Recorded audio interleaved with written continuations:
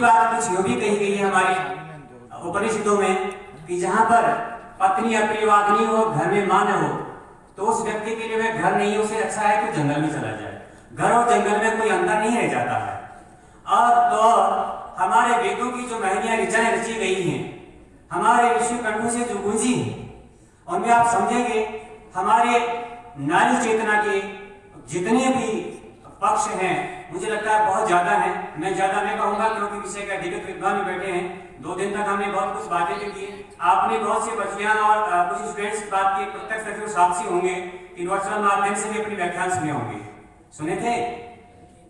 Virtual माध्यम से भी आपने व्याख्यान सुने होंगे 2 दिन में, और ऑफलाइन से भी सुने। तो अब यह है कि आज उसका समापन होने जा रहा है, इसलिए मैं ज्यादा बात नहीं करते क्योंकि नाम में बहुत सी बातें हुई हैं।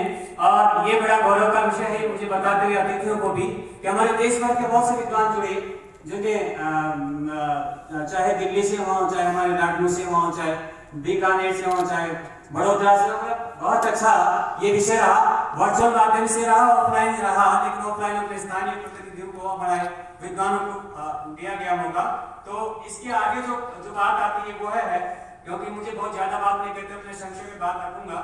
तो ये हमारी जो बातें आती है ये है, और इसका बहुत सा अच्छा सुंदर सा चित्रण किया गया है कि बृहद आरण्यकोपनिषद एक बहुत सुंदर उपनिषद है कि बेटे की अपेक्षा बेटी जब पैदा होगी तो मंगल गीत गाए जाने की परंपरा हमारे रही है।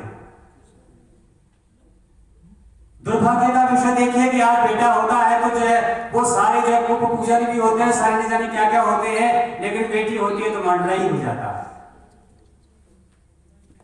तो इस परंपरा में मुझे लगा कि आजकल हमने देखा है कि बहुत सी जगह ऐसा बदलाव आया है कि बेटी होने पर भी मंगल गीत गाए जाने लगे। जैसे बेटे के जन्मदिन पर जो होता है वही प्रक्रिया आज बेटियों के जन्मदिन पर होने वाली। इसलिए बेटी बचाए बेटी पढ़ाएं, बेटी बचाओ बेटी पढ़ाओ, ऐसे धारावाहिक आजकल न जाने बहुत से चलने लगे हैं। इसके लिए एक बहुत बड़ी बात यह है कि हमारी बेटियों की रक्षा के लिए भारत की संसद ने 1990 में राष्ट्रीय महिला आयोग की स्थापना की थी। ये जानकर के आपको बहुत प्रसन्नता होगी बेटियों कि आपकी रक्षा के लिए, आपके अधिकारों के लिए ये एक अधिनियम बना। और आज भी हमारे भारत में दिल्ली में हमारे इसका कार्यालय स्थित है, केंद्रीय कार्यालय राष्ट्रीय महिला आयोग। क्या है? महिलाओं के संबंधी उत्पीड़न और इससे संबंधित जो भी शिकायतें होती है वो आप जो अपने रखें। ऐसे ही हमारे राजस्थान सरकार में भी है राजस्थान महिला आयोग, ऐसे एक राजस्थान सरकार में भी है अपने। तो वहां पे भी जो है अपनी महिला हितों के लिए, नारी हितों के लिए ये इस तरह के ऊपर हमारे जो संस्थान है, आयोग है, ये स्वतंत्र रूप से कार्य करते हैं। तो ये आपके लिए बहुत अच्छा विषय है। तो इसके बाद में मैं थोड़ी सी ज्यादा बात नहीं करते मेरी बात रखूंगा, क्योंकि हमारा जो संस्कृत वाङ्मय है इसमें बहुत सी जो नारी हमारे जो नायिका प्रधान रहा है। शकुंतला की बात मैंने बहुत पहले आपको कही थी कि शकुंतला के समय वही महर्षि कर्ण जब बेटी जा रही होती है तो उनका गला अवरुद्ध हो जाता है, बोलना चाहते हैं लेकिन बोल नहीं पाते हैं, क्योंकि मैं जो शकुंतला ने गांधारी विवाह किया था आपको ज्ञात हो तो वो विश्वामित्र और मेनका की बेटी थी वास्तव में, लेकिन उनका जो पालन पोषण किया था महर्षि कर्ण ने किया था। बेटियों आपको जान करके, सज्जनों जान करके आपको हर्ष होगा कि ये वही महर्षि कर्ण हैं जिन्होंने आज की बेटियों के लिए जो नया उपदेश दिया वो नववधू के लिए जीवन मंत्र बन सकता है कि बेटियों सुश्रु शस्त्र गुरु गुरुपेशकी। डॉक्टर साहब बैठे हैं, जा साहब जान रहे होंगे इस बात को, इतनी इनमें सारी बातें गुण आ गई हैं। सास ससुर की सेवा का ना अपने से बढ़ो की सब बातें का नहीं, बातें हमने पहले भी शायद की है, इसलिए श्लोक की बात मैं नहीं करूंगा। मैं उन बातों को छूंगा, उन पक्षों को छूंगा जिसकी बातें शायद नहीं हुई है या मैंने नहीं व्याख्यान में नहीं रखा है। एक बात बहुत सुंदर सी बात कहूंगा कि महर्षि कर्ण जहां अपनी बेटी को विदा करते हैं, जलाशय के पास विदा करते हैं, कि हमारी परंपरा रही है। ये जलाशय तक वो आज भी हम सब कोई काम पूजन का करते हैं तो कलश को लेते हैं। कलश का एक महत्व पानी के महत्व को दर्शाना है। अग्नि विशिष्टम तो वाक पारिशम, वाणी की कठोरता का तो साथ में है, लेकिन अपसु भेषजम जल औषधि की है, जल जीवन है। तो जल के बारे में वहां पे जब खड़े होकर के महर्षि कर्ण कहते हैं या सत्य शकुंतलेति हृदयं संस्पृष्टमो कंठया कंठास्तंभित वास्पति कलश चिंता जड़म दर्शनम् वैक्लव्यं ममतावधिदृशमिदं स्नेहातरन्योकस पीड्यन्ते गृहिण कथं तनया विश्लेषदोघर्णम। कि आज ये बेटी जा रही है, मेरा गला आवृत हो गया है, बोलना चाहता हूँ बोल नहीं पाता हूँ। अगर मेरे जैसे एक जंगल में रहने वाले ऋषि की अगर ये दशा है, तो जब साधारण व्यक्ति जब अपनी बेटी की विदा करता होगा तो क्या स्थिति होती होगी। यही नहीं, जब आखिर में तो उन्हें कह दिया अर्थोई कन्या पर की, कि आज बेटी जा रही है, अर्थोई कन्या पर की तामते, आज मैं उनको भेज करके बहुत खुश हूं। क्या सच में वो बहुत खुश थे? नहीं। क्या बेटी पराया धन है? अर्थोई कन्या पर की, बेटी तो पराया धन, क्या बेटी पराया धन है? नहीं है बेटी पराया धन। तो ये बातें आती है हमारे शाकुंतलम में आती है, लेकिन बातों पर ज्यादा बात नहीं करते क्योंकि इसमें बहुत ज्यादा हमने बातें कर ली हैं। और मैं मेरी बात को यही अपनी इस बात को पक्ष को रखता हूँ कि इस बात में हमारी बहुत सी बातें ज्यादा हो चुकी हैं। ये नारी की संस्कृत लेकर के हमारी संस्कृत माँ में बहुत कुछ, हमारी इस व्यापक भंडार में बहुत सी बातें रची गई हैं। मैं अपनी बात को एक गीत के माध्यम से, क्योंकि ये बच्चे बैठे हैं, लग रहा है ऐसा लग रहा है इनको कि गौर से हो रहे हैं, परेशान से हो रहे हैं, इनके अनुरूप ये चाह रहे हैं कुछ गीत दे दीजिए। आप गीत सुनाओ, इनको गीत चाहिए। तो मैं आप बच्चों की आप में गीत आपको सुनाता हूँ। एक छोटी सी 5 वर्ष की बेटी है। आपने जैसे हमारे बैठे हैं सर जी भी जो है आप जानते होंगे, रामजिलाल जी, पहले हमारे पाठ्यक्रम में चैप्टर था सोम प्रभा, अब भी होगा शायद।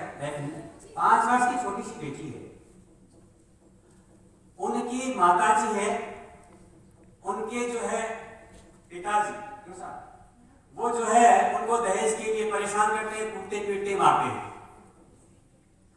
और वह छोटी सी बेटी है जिसका नाम है सोम प्रभा, और उनकी जो दादी माँ है वो विमला है ना, तो विमला है, वो उन्हें पीटते कूटते, बेटी स्कूल जाती है तो साहब उनको मारने लग जाते। तो एक दिन में देखा तो पुलिस वाले के पास चली गई थी साहब, तो वो वहां पर जाकर के और उन्हें पुलिस वालों को लेकर के आ गई। चलो जब देखते तो उनके नाराज मारने वाले उनको शायद वो जो है वो उनके अग्नि जिसको जलाते हैं, जला करके उस तरह से आजकल जो दहेज के लिए किया जा रहा है वो दृश्य इसमें दिखाया गया है। तो जब देखा तो उस दृश्य को देख करके वो बेटी जो है किस तरह से उनकी दशा, एक 5 वर्ष की बेटी क्या स्थिति रही होगी, आप खुद अंदाजा लगा सकते हैं बच्चों। उसी पर एक मार्मिक जो है मुझे वो जब पढ़ा तो मेरी कुछ इस तरह के मेरे शब्दों की जो तार इस तरह के हमारे हृदय में कुछ फूट पड़े, उन शब्दों को मैं आपको देता हूँ, आपको शायद ठीक लगे। मर्माहत वचनों से, करुणा की धारा से, दहेज की ज्वाला में वो रहने वाली, सुख दुख में वो रहने वाली, सुख दुख, यानी उस इसमें मैंने पूरा रिव्यू किया, जरा देखिएगा। 5 वर्षीय बाला थी, सोम प्रवासिया बाथी, थी विमला की सुता, विमला की बेटी थी वह, इसमें नारी का आपको बड़ा प्रकट पल पल करती थी, हर पल विमला कुर्लाती थी सासू माँ जो, माँ सासू माँ ऐसी थी, वो भी खड़े और ससुर जी भी खड़े हो गए, मारने के लिए आतुर हो गए सब है कि जब पुलिस वाला देखता है तो बहुत सके रह गए कि ऐसा भी होता है। दल्लाने को कहती है, माता पिता को कोसती है, सास ससुर जो बलि बन के विमला को मारते धम धम धम मत मारने लगे। क्रूरता के गंभीर जो रहने वाली, सुख और दुख। एक छोटी सी बेटी ने दृश्य देखा, देवदूत जो बन के तो सोम प्रवासी बिटिया जो, दलोलुप का आप समझे होंगे, धन के लोभी, दलोलुप जब लालू को कैद करो न कानों को, प्रभा जो बन जाए वो रहने वाली, सुख दुख में वो। इसकी धुन मैंने अलग ली है, लेकिन इसका जो है दोनों सारे अपने हैं। आपने वीडियो देखा होगा कि थानागाजी का जो कांड देखा तो होगा, उसको हृदय विदारक दृश्य था। ऐसे ही हृदय विदारक दृश्य से दहेज की नजर कितनी दानव इस आज में है। हर बेटे वाला जब तक यह नहीं सोचेगा कि वह बेटी वाला भी है, तब तक ये दहेज का दानव, ये दहेज रूपी राक्षस इसी तरह तक चलना होगा। इसलिए इसी का हमें खात्मा करना होगा, इसलिए इसके लिए बेटियों को ही आगे आना होगा।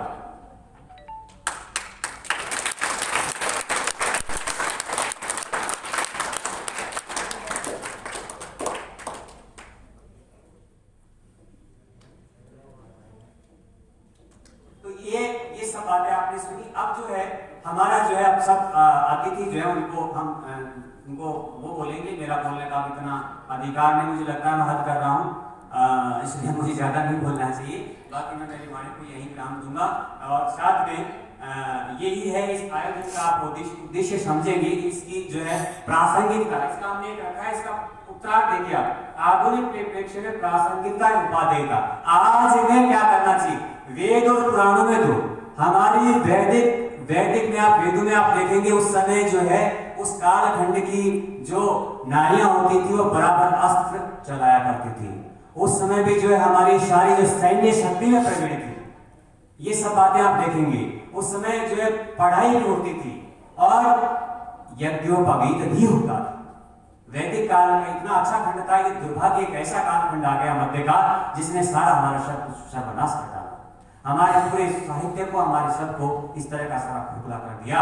क्योंकि लेकिन हमारे कवियों ने, हमारे बाद के आने वाले कवियों, क्योंकि किम कविस्ते न काव्य ने किम काटे न धनुष्पदा परस्त हृदय न घूमियत के अच्छे रहे। अर्थात कवि के उस काव्य से क्या लाभ जो बोला पाठक के हृदय को झकझोर ना दे, और धनुर्धारी के उस बाण से क्या लाभ जो शत्रु को मार ना दे। कवि हुए तो ऐसे हुए, कवि हुए तो कालिदास हुए, कवि हुए तो भारवी हुए, कवि हुए तो भवभूति हुए, जिन्होंने पत्थर को भी रुला दिया। जब दंडकारण्य के अंदर जाते हैं वहां पे जब पत्थर को रुला दिया। यह है वो संस्कृत का महत्व, यह है वो संस्कृत का ऋचा पाठ। अगर आप पढ़ेंगे तो मैं पाएंगे हमारे संस्कृत में कितना महत्व छिपा हुआ है, कितना मन छिपा हुआ है। ये सब वो हमारी बातें हैं। आधुनिक परिप्रेक्ष्य में डालने की आवश्यकता यही है। पहले बच्चों के आप छोटे हो, स्कूल और कॉलेज स्तर के हो, आपको देखने की बात यही है कि हमें इसी से कुछ सीख लेके जाए। माँ सीता के, जगजननी माँ सीता के जीवन चरित्र से एक ही बात को आप ढाल लें जीवन में, निश्चित मानी बहुत अच्छा ही अच्छा होगा। लॉकडाउन में आपने देखा होगा रामायण को दिखा गया, कितनी अच्छी उसकी संख्या पड़ी दर्शकों की।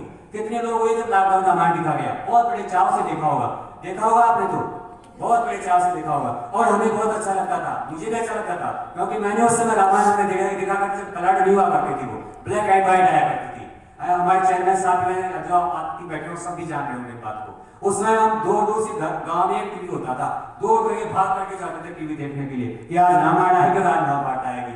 लेकिन आज के कालखंड में जो आपने रामायण देखी और जिस तरह के दृश्य देखे, आपने देखा होगा बेटियों कि उस कालखंड में माँ सीता के साथ में जो लोकापवाद हुआ था, आज के व्यक्ति के साथ में और आज के इस व्यक्तित्व के अंदर क्या नहीं हो सकता, आप अंदाजा लगा सकते हैं। जब उस कालखंड के अंदर माँ सीता के साथ लोकापवाद जब किया गया और उस माँ सीता ने उसमें क्या निर्णय लिया, कल्पना करें आज के बेटियों कि अगर आज उस व्यक्ति के साधारण व्यक्ति क्या दशा होती होगी, तो फिर सोचता होगा। धन्यवाद। जय हिंद। बहुत